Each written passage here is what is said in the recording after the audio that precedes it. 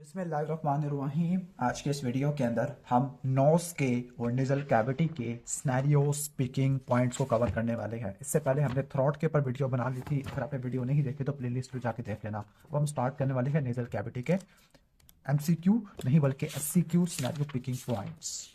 Okay, सबसे पहले आ जाती है नेजल सेप्टम वाले में, डीएनएस वाले में। अब डीएनएस वाला सिंपल सा सवाल होगा, इसमें क्या होगा, फेस पे इंजरी होगी लैटरल साइड से या फ्रंट से, लेकिन मोस्ट कॉमनली लैटरल साइड से ज्यादा होती है क्योंकि डीएनएस हमेशा ट्रोमेटिक होता है। वैसे ये बर्थ प्रॉब्लम की वजह से हेरिडेटरी या रेशियल भी हो सकता है, लेकिन मोस्टली ये क्या होता है, ये ट्रोमेटिक होता है, या तो लैटरल ब्लो या फ्रंटल ब्लो। अगर लैटरल ब्लो होगी तो उसकी वजह से सेप्टल कार्टिलेज वुमेनल ग्रुप से निकल जाएगा। अगर फ्रंट से लगा है तो बकलिंग, ट्विस्टिंग, फ्रैक्चर, डुप्लीकेशन, ये सब चीजें हो सकती है। तो डीएनएस का सिनेरियो बहुत ईजी होगा, आराम से आप पहचान लोगे। इसके अलावा इसमें कॉटल टेस्ट भी करेंगे। कॉटल टेस्ट किसके लिए करते हैं? एब्नॉर्मलिटी ऑफ नेजल वाल्व को चेक करने के लिए इस्तेमाल करते हैं। इसके अलावा उस डीएनएस की वजह से यहाँ पे कुछ फीचर्स हो गए। उसका निमोनिक है शी मीन, एस से क्या हो जाएगा, एस से साइनसाइटिस हो जाएगा, एस से हाइपोस्मिया हो जाएगा, नहीं एस से हेडेक हो जाता है, ई से एक्सटर्नल डिफॉर्मिटी आ जाएगा, एम से आ जाएगा आपका मिडल ईयर इन्फेक्शन, ई से आपका आ जाएगा एपिस्टेक्सिस, ए से आपका आ जाएगा एनोस्मी और एन से नेजल ऑब्स्ट्रक्शन। तो इनमें से कोई भी अगर साइन सिम्टम दे तो आपने पहचान लेना डीएनएस। और डीएनएस के अंदर आपने एसएमआर और सेप्टोप्लास्टिक का भी सवाल आएगा। इसमें इंडिकेशन, कॉम्प्लिकेशन, ये सब चीजें आ सकती है।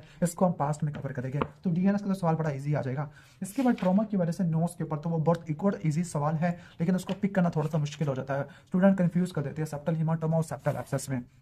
ओके, सेप्टल हीमाटोमा और सेप्टल एब्सेस में क्या होता है, यहाँ पे जो हिस्ट्री होती है कुछ घंटों में दी जाएगी। यानी हेप्टल जो haematoma H4 haematoma H4 hours, ठीक हो गया। इसमें फीवर नहीं होगा क्योंकि हीमाटोमा फौरन डेवलप हो जाएगा।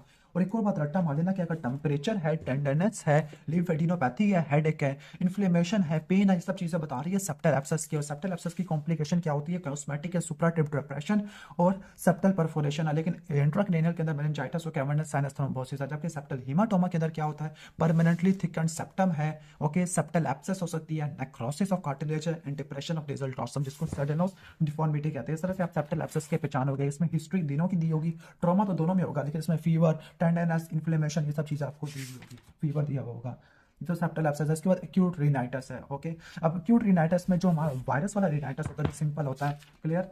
जो एक्यूट रिनाइटिस में जो वायरल रिनाइटिस है कॉमन कोल्ड की वजह से ज्यादातर होता है, कोराइजा जिसको कहते हैं। ओके, तो इसमें क्या होगा, इसमें आपने वाटरी डिस्चार्ज को नोट करना कि वाटरी डिस्चार्ज होगा, लो ग्रेड फीवर होगा, खासतौर पर इन्फ्लुएंजा की वजह से, राइनो वायरस की वजह से देखने को मिल सकता है। हेडेक हो सकता है, नेजल ऑब्स्ट्रक्शन है। लेकिन वाटरी डिस्चार्ज को, लो ग्रेड फीवर को, या मसल्स में पेन है, माइल्जिया या आर्थराल्जिया, ओके, इससे आप पहचान लोगे क्या है हमारा कॉमन कोल्ड या कोराइजा, एक्यूट रिनाइटिस आ जाएगा। इसके बाद एट्रोफिक रिनाइटिस है, तो बहुत इजी से पहचान लोगे। इसमें नेजल कैविटी रूमी होगा बिकॉज हमारी दीवारें कमजोर हो गई है। नेजल कैविटी में आपको ग्रीनिश या ग्रेश ब्लैक क्रस्ट देखने को मिलेगा, ग्रीनिश या ग्रेश ब्लैक क्रस्ट देखने को मिलेगा, जो टर्बिनेट को कवर कर रहा होगा। ठीक हो गया।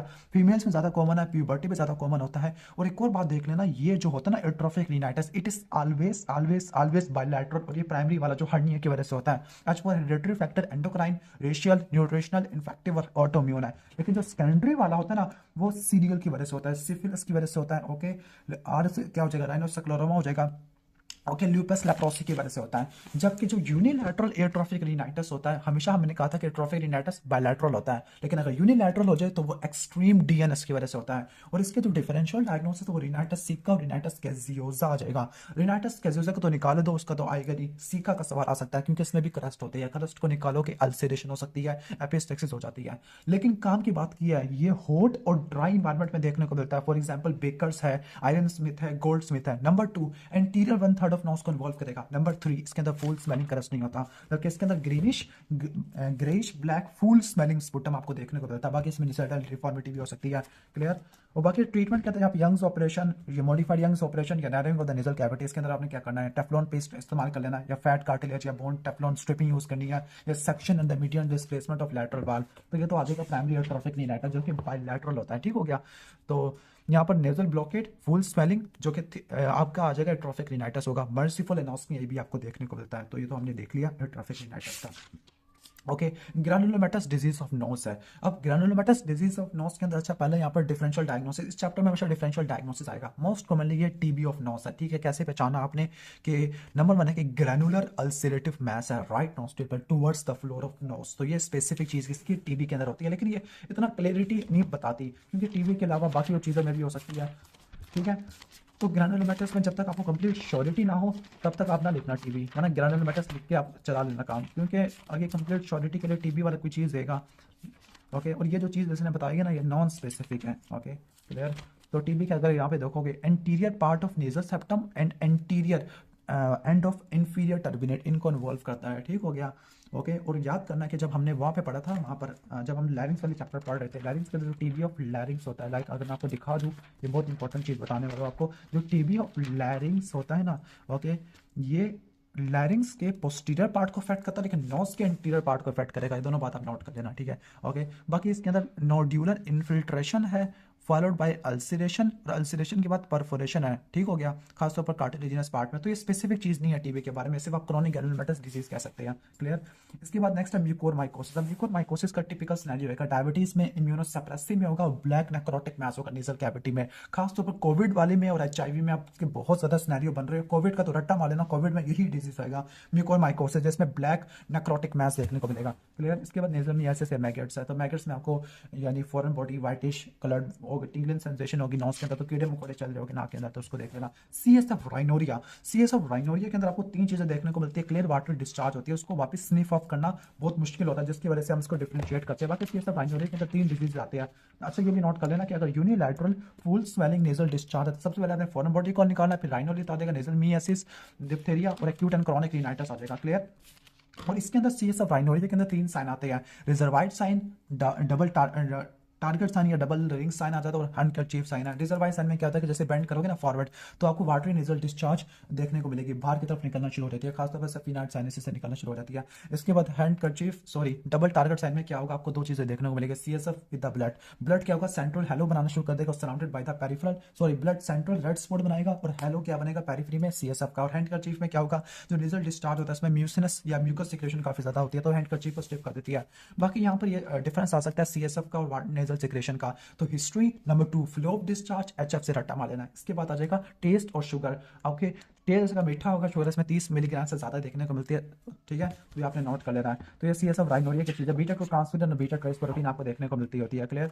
इसके बाद हम नेक्स्ट क्वेश्चन की तरफ आ जाते हैं। ओके, तो नेक्स्ट हमारा allergic rhinitis. Allergic rhinitis, allergy में नंबर 1 चीज आपको इचिंग देखने को मिलती है, ओके, ठीक हो गया, इचिंग देखने को मिलती है। यहाँ पे थ्रू आउट द ईयर लिखा हुआ है and pale and large inferior turbinate, ये आपको देखने को मिलेगा, पेलनेस देखने को मिलेगी, इचिंग देखने को मिल सकता है। इसके अलावा और क्या क्या इंपॉर्टेंट चीजें हैं मैं आपको यहाँ से बता देता हूँ। नेजल साइन के अंदर आपको ट्रांसवर्स नेजल क्रीज देखने को मिलेगी।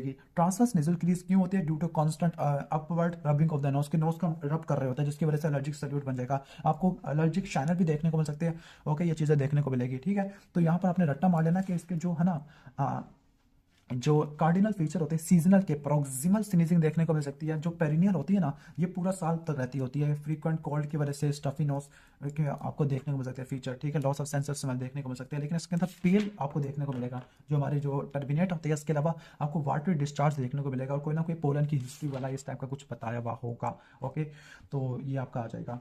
बाकी यहाँ पे देख लो एटियोलॉजी में इनहेल्ड पोल्यूटेंट है या जेनेटिक प्रीडिस्पोजिशन है कुछ लोगों के अंदर, तो ये तो हो जाएगा। बाकी वेजो वाटर रिनाइटिस के अंदर क्या होगा, अब इसमें जो नेजल ऑब्स्ट्रक्शन होगी, दोनों के अंदर नेजल ऑब्स्ट्रक्शन है, लेकिन वहाँ पे पोलन की हिस्ट्री क्या होगा, यहाँ पर सीवियर स्ट्रेस या इमोशन की वजह से होता है। फॉर एग्जाम्पल स्टूडेंट एग्जाम में जाना होता है तो उसको नेजल ऑब्स्ट्रक्शन जैसे नहीं गया, शुक्र है हमें नहीं हुआ, ओके।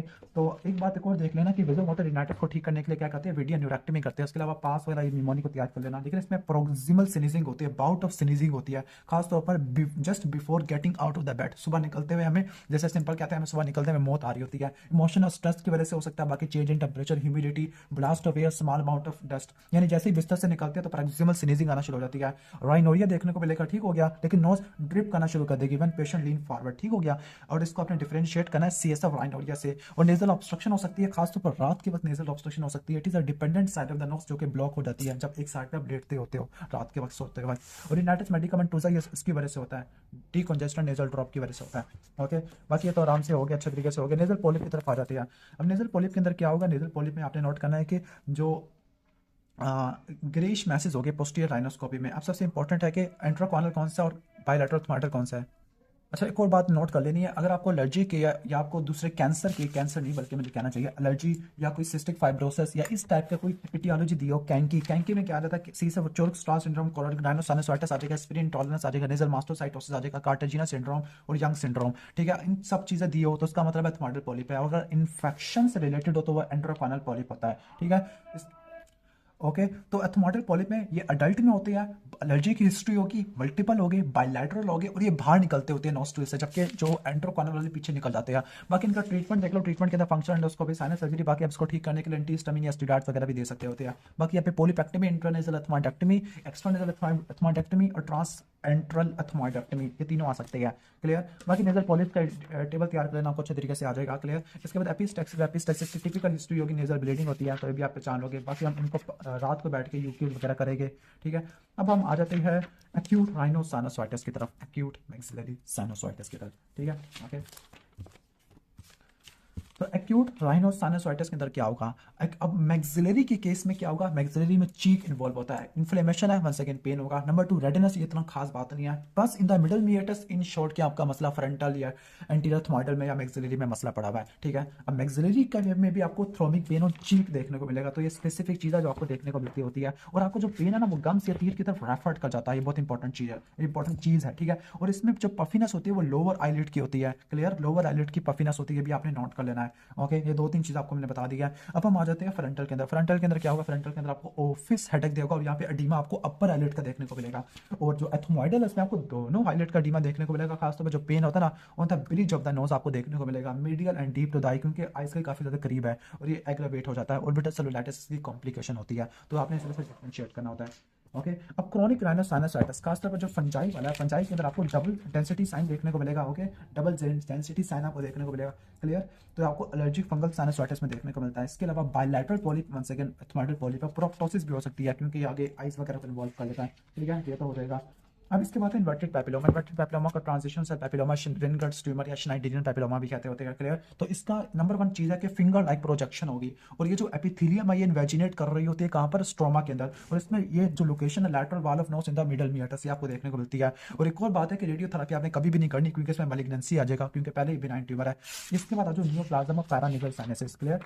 तो नंबर 1 है कि ब्लडी नेजल जैसा जैसे इतना काम करेंगे, लेकिन अगर चीक और प्रोक्टोसिस इन्वॉल्व करिए, चीक तो रट्टा मार लो, मैक्सिलरी साइनसाइटिस हमेशा चीक पे पेन आपको देखने को मिलता है। क्लियर। मैच देखने को मिलेगा, कोई ना कोई हिस्ट्री दी होगी, फॉर एग्जांपल स्मोकिंग या वुड डस्ट की वजह से एडिनोकार्सिनोमा ऑफ एथमोइड आपको देखने को मिलेगा। क्लियर।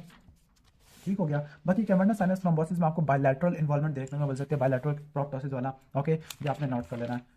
ओके, तो जो हमारा निकल है, निकल की वजह से स्क्वेमस सेल है, प्लास्टिक हो सकता है। और यहाँ पे मैक्सिलरी साइनस के अंदर अपने क्लासिफिकेशन को रट्टा मारना है। ठीक है। नंबर 1 ऑन ग्राउंड क्लासिफिकेशन है, इसमें आप कहाँ से लेते हो, मीडियल कैंसर भाई, और आपका एंगल ऑफ मैंडिबल यहाँ से लेते होते हो, जो से ऊपर होगा उसका पूरा प्रोग्नोसिस होगा। American joint committee of cancer के मुताबिक वेल डिफरेंशिएटेड, मॉडरेट या पुअरली क्लासिफिकेशन है। और लास्ट में लेंटरमैन है, लेंटरमैन में 2 प्लेन यूज करते हैं। नंबर 1 जो हमारा हॉरिजॉन्टल होता है, फ्लोर ऑफ ऑर्बिट से, और नीचे वाला फ्लोर ऑफ एंट्रम से पास करता है। सुप्रा स्ट्रक्चर, बीजा स्ट्रक्चर और इंफ्रास्ट्रक्चर है। टाइप 1 और टाइप 2 को ठीक करने के लिए सर्जरी, और टाइप 3 और टाइप 4 को ठीक करने के लिए क्या लोगे आप, okay, combined radiation and surgery use करते होते हो। क्लियर। ऑलमोस्ट हमारे खत्म हो गया है। उम्मीद है कि आपको सही तरह समझ आ गया होगा किस तरह से आपने डिफरेंशिएट करना है चीज़ों को। अगर नहीं समझ आया तो वीडियो को डिसलाइक कर देना, और मिलते हैं नेक्स्ट वीडियो के अंदर। तब तक के लिए अल्लाह हाफिज़।